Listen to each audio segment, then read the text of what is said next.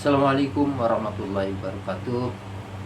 Kajian duhur di Masjid Istiqlal hari Selasa 12 November 2024 atau tanggal 10 Jumadil Awal 1446 Hijriah, disampaikan oleh Kiai Haji Abdurrahman Bustami MA. Kajian pada kali ini dengan tema Khuluqul Muslim. Untuk mempersingkat waktu, marilah kita bersama-sama ikuti atau dengarkan kajian ini. Mudah-mudahan kita bisa memperoleh ilmu untuk bekal di hari kemudian, dan tentu saja untuk memperbaiki amal-amal ibadah kita dalam menuju ridho Allah Subhanahu wa Ta'ala.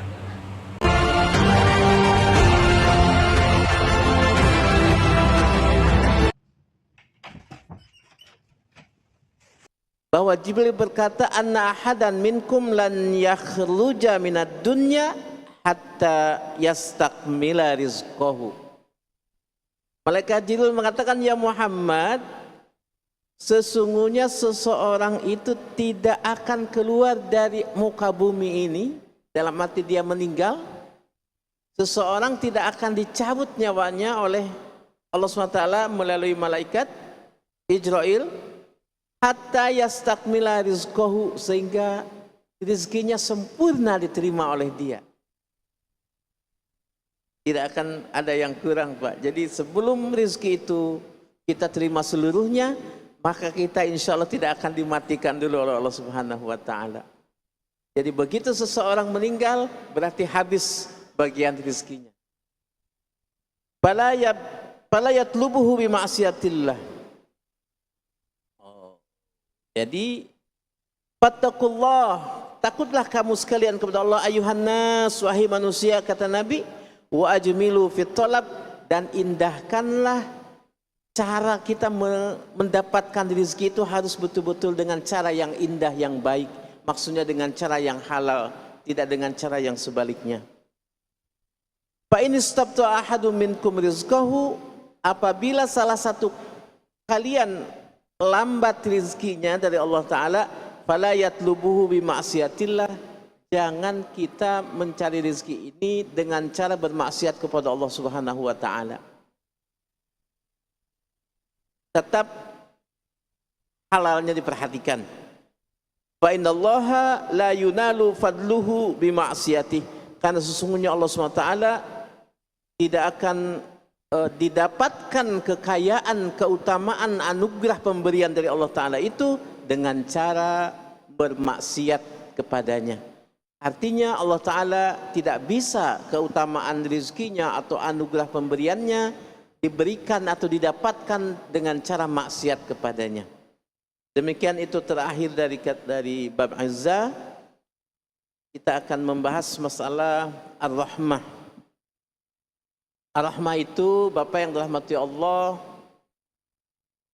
ketika kita mengacu kepada Al-Quran, bahwa saking pentingnya ini rahmat, sehingga Allah Ta'ala menyebut 286 kali kata rahmat itu dalam Al-Quran.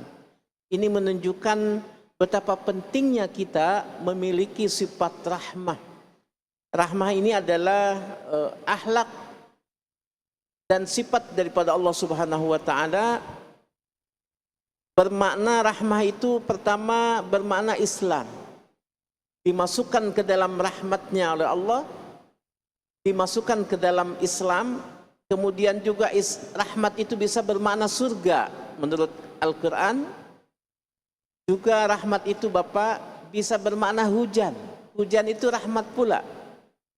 Dulu pernah ada zaman sahabat seseorang yang dihadapkan kepada pengadilan, kalau tidak salah Said Umar radhiyallahu an, Ini orang didakwa tanda kutip ngawur, bahasa kitanya ngaco dengan kata-katanya, sehingga mau dihukum dengan hukum yang berat. Tapi ada Sayyidina Ali karramallahu wajhah mengatakan, ini kenapa orang mau dihukum? Ya Abat Turab, wahai Sayyidina Ali, ini orang mengatakan, yang pertama dia bilang Allah miskin, saya kaya. Yang kedua dia mengatakan aku mencintai sekali terhadap fitnah. Yang ketiga dia mengatakan aku lari daripada rahmat Allah. Gitu. Sehingga sahabat-sahabat lain bingung, Pak, kok ini kata-katanya berbahaya ini. Setelah diselidik ternyata betul kata Imam Ali karramallahu wajhah, ini orang benar. Dia cinta terhadap fitnah. Allah Ta'ala berfirman, innama amwalukum wa auladukum fitnah. Sesungguhnya hartamu dan anakmu adalah fitnah, sebagai ujian. Siapa yang tidak cinta kepada harta dan anak, kata Sayyidina Ali karramallahu wajhah. Itu hebat-hebatnya Imam Ali seperti itu, Pak. Sehingga Nabi mengatakan aku kota ilmu dan Ali adalah gerbangnya. Itu pemahaman Sayyidina Ali terhadap ilmu-ilmu Nabi itu amat beda dengan para sahabat yang lainnya. Tapi wahai Tuhan, ini orang mengatakan bahwa Allah miskin katanya, bahwa saya kaya, itu bagaimana? Benar kata Sayyidina Ali, bahwa Allah punya anak, bahwa Allah tidak punya anak, dia punya anak katanya. Saya punya anak, Allah tidak punya anak, saya kaya punya anak katanya. Nah itu. Dan yang ketiga dia bilang, saya tidak suka dan lari dari rahmat Tuhan. Nah inilah makna daripada rahmat itu bermakna hujan dalam Al-Quran. Betul kata Sayyidina Ali, dia lari, kalau ada hujan dia lari, takut kehujanan katanya. Dia lari dari rahmat Allah, maksudnya seperti itu. Ya, nah itu ada semacam anekdot atau jaspan lah, itu seni sahabat seperti itu pernah kejadian. Itu diantara makna rahmat itu bisa bermakna hujan, bisa juga bermakna an-ni'mah, kenikmatan, juga bisa bermakna kenabian, di mana Allah SWT berfirman, wa ma arsalnaka illa rahmatan lil alamin, dan tidak aku utus engkau ya Muhammad melainkan untuk menjadi rahmat bagi seluruh sekalian alam. Rahmat di sini bagi Allah Ta'ala, rahmat itu secara umum, Bapak yang dirahmati Allah, itu bermakna kasih sayang Allah di dunia dan akhirat. Jadi rahmat itu berupa kasih sayang Allah untuk seluruh hamba Allah yang diciptakan oleh Allah Ta'ala, tanpa kecuali dia mau beriman atau tidak, Allah tidak ada urusan. Tapi rahmatnya wasi'at kulla syai', diluaskan seluas-luasnya. Itu di dunia dan akhirat. Tapi ada Ar-Rahim. Ar-Rahim itu Allah Ta'ala maha menyayangi di akhirat saja. Maknanya adalah spesial khusus untuk kaum mukminin saja. Contoh, selain agama kita, ada agama-agama lain di dunia ini amat banyak. Pertanyaannya, apakah mereka diberi rezeki oleh Allah? Ya, tanpa kecuali. Dan tidak ada yang dizolimi satu hamba pun, dia beriman atau dia tidak beriman, pasti haknya dipenuhi oleh Allah Ta'ala. Begitu pula nyawanya, begitu pula hidupnya, atau penyebab kehidupannya, semua dijamin oleh Allah Ta'ala tanpa kecuali. Itu rahmat Allah sebegitu luasnya. Bahkan Nabiullah Ibrahim alaihissalam, Bapak, kan beliau tuh hobinya menjamu tamu. Nabi Ibrahim nih hobi sekali menjamu tamu. Dikatakan dalam kitab-kitab sejarah, kalau beliau mau makan, terkadang beliau jalan kaki dulu 1 kilo atau lebih untuk mendapatkan kawan-kawan supaya makan berjamaah. Dan 24 hours tuh, 24 jam dia tungkunya nggak pernah mati untuk masak itu. Suatu saat dia didapati satu kakek-kakek. Oh, kakek kita makan jamaah. Biasa. Oh siap, kata kakek-kakek. Ada yang bisikin, ya Nabi Allah, itu si kakek itu Yahudi gitu. Ada apa? Majusi dia, penyembah api. Akhirnya berpalinglah Nabi Ibrahim seperti berpaling dan tidak jadilah ngajak itu kakek-kakek. Maka turun wahyu kepadanya bahwa ya Ibrahim, kata Allah diwahyukan, aku telah memberi makan dia 70 tahun. Maka engkau satu kali pun, baru mau satu kali ini engkau enggan akibat dia ingkar kepadaku. Nah disitulah rahmat Allah itu 70 tahun, bayangin aku ngasih makan, kata Allah Ta'ala. Fir'aun juga sama Pak. 400 tahun nggak pernah sakit, bayangkan itu. Dikasih rizki, dikasih sehat, dikasih hidup, padahal menentang. Nabi Musa bahkan berdoa untuk kehancuran Fir'aun itu, diijabahnya setelah 50 tahun. Dan Nabi Musa tidak menghantam Fir'aun dengan rahmat Allah. Dia celaka dengan sendirinya akibat mu'tadin, melampaui batas. Nabi Musa mau pergi, kabur, mohon diri tapi dikejar. Nah itulah. Jadi rahmat Allah untuk kaum mukminin dan untuk selainnya sama, tidak ada bedanya, dan Allah tidak akan zalim kepada hamba dengan mengurangi hak-hak hamba itu tanpa terkecuali. Nah, tapi untuk di akhirat itu sifatnya rahim. Rahim itu hanya kepada kaum mukminin saja. Wa kana bil mu'minina rahima. Kan? Dan adalah Allah Ta'ala terhadap orang mukmin itu rahim. Maksudnya di akhirat. Di akhirat itu hanya orang mukmin saja yang masuk surga. Itu Pak. Hanya orang spesial. Hanya untuk itu rahmat Allah di akhirat itu hanya untuk kaum mukminin. Maksudnya selainnya tidak masuk surga. Maka kalau Bapak mau jadi ahli surga di dunia, bagaimana caranya supaya Bapak jadi ahli surga di dunia ini? Mau nggak Bapak? Bapak di dunia, tapi Bapak sudah dipoin oleh Tuhan Allah sebagai ahli surga. Mau nggak? Saya juga mau Pak. Kata Allah begini, sedikit nih. Menurut Bapak yang mulia, ini Nabi kita itu kan Sayyidul Anbiya wal Mursalin. Tidak ada manusia yang mulia, tidak ada tanding dan tidak ada banding, khulqan wa khuluqa. Dari segi ciptaan dan dari segi akhlak enggak ada bandingan. Kira-kira dengan nabi-nabi lain bisa terkalahkan enggak oleh kemuliaan Nabi Muhammad? Nabi Adam misalkan. Apakah mulia Nabi Adam, apakah mulia Nabi Muhammad? Nabi Muhammad. Tapi kok Nabi Adam, malaikat diperintah sujud oleh Allah. Tapi tidak ada dalam sejarah malaikat diperintahkan sujud oleh malaikat. Malaikat tidak diperintah sujud kepada Nabi Muhammad. Tapi kepada Nabi Adam diperintah sujud. Iya Pak. Apakah dengan begitu Nabi Muhammad terkalahkan oleh Nabi Adam kemuliaannya? Tidak Pak. Mengapa? Mari kita lihat. Ketika Allah Ta'ala memerintahkan kepada malaikat untuk sujud, sujudnya hanya waktu itu saja. Dan Allah tidak ikut sujud. Tapi ketika Allah Subhanahu wa Ta'ala memerintahkan malaikat untuk bersolawat kepada Nabi, Allah pun ikut bersolawat. Dan perintah itu abadi sampai kiamat.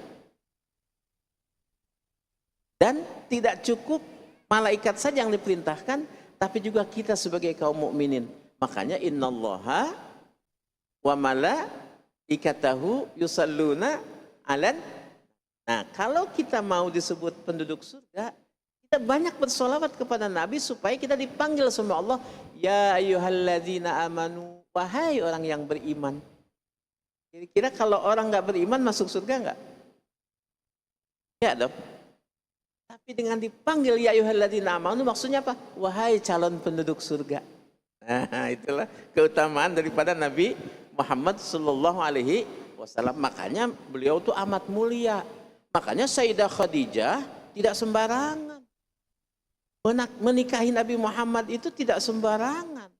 Karena reputasi Sayyidah Khadijah itu begitu agung. Sebagai bangsawan, hartawan, rupawan, eksportir, importir besar, saudagar ekspedisi ke Syam. Syam itu ke Syria, Palestina, Yordan, dan Libanon. Jadi kalau disebut Syam itu 4 negara ini. Jadi ekspor impornya Quraisy itu, dan Quraisy ini adalah bangsa yang paling dimuliakan. Dan hal ini dalam Al-Quran juga Abraha hancur di situ. Jadi mereka dunia saat itu takut kepada Quraisy itu, Pak. Dan Quraisy kemanapun dia pergi aman. Maka dari itu Sayyidah Khadijah mustahil menikahi seseorang yang tidak bernilai atau pengangguran, ya. Itu mustahil. Kenapa? Reputasi dia bagaimana untuk mempertahankan ekonom besar, miliuner, dan ekonomi kedepannya bagaimana kalau dia nikah dengan seorang pengangguran yang tidak bernilai. Tapi justru Khadijah itu menikahi dengan Nabi Muhammad saat itu adalah karena reputasi Muhammad itu teramat mulia dari akhlak, amanahnya, tidak berbohongnya, kejujurannya, sehingga satu kota Mekah itu mutawatir, Pak. Terkenal sekali Nabi itu. Maka sampailah ke telinga Sayyidah Khadijah radhiyallahu anha, dan beliau mengutus diplomat yang bernama Nafisah binti Muawiyah untuk mendekati Nabi dan mengajak Nabi untuk berbisnis. Maka kirad itu bagi hasil. Ternyata Sayyidah Khadijah memang bercita-cita ingin menikah dengan Muhammad itu. Mengapa? Karena rahasia sesungguhnya beliau punya paman Waraqah bin Naufal. Dan dalam satu kesempatan malam beliau bermimpi matahari masuk ke dalam rumahnya dan dalam rumah itu memancar ke seluruh jazirah Arabia. Wahai paman, ini sesungguhnya apa? Aku bermimpi semalam. Oh, kata Waraqah ahli Injil, engkau akan menikah dengan lelaki yang paling mulia di langit dan di bumi. Dan dia adalah calon nabi akhir zaman. Begitulah di Injil diterangkan. Jadi Khadijah tidak sembarangan, mustahil hukumnya menikahi orang. Dan waktu nikahnya itu Bapak yang dirahmati Allah, Nabi Muhammad tuh ngasih mas kawin 1 miliar. Banyak nggak Pak? Kita paling berapa sih ngasih mas kawin?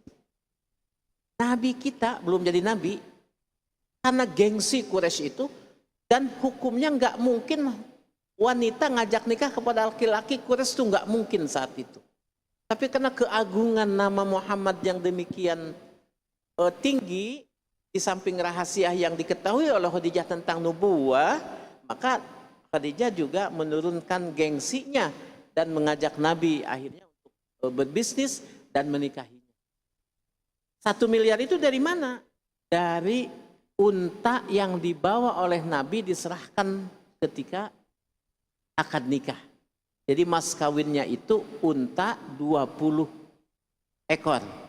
Satu untanya berapa? Kalau kurs sekarang sekitar 50 juta satu, Pak.